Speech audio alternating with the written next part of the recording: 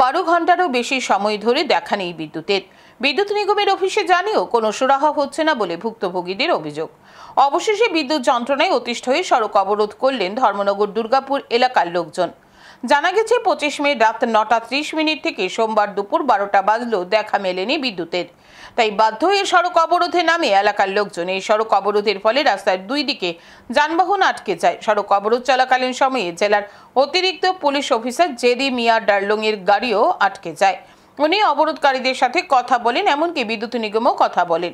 ঘটনার খবর পেয়ে ছুটে আসেন ধর্মনগর থানার পুলিশ। অবশেষে পুলিশের তরফে আশ্বাস দেওয়ায় অবরোধ তুলে নেন আন্দোলনকারীরা। আমরা কালকে রাতে 9:30 থেকে কারেন্টের কোনো যোগাযোগ নাই।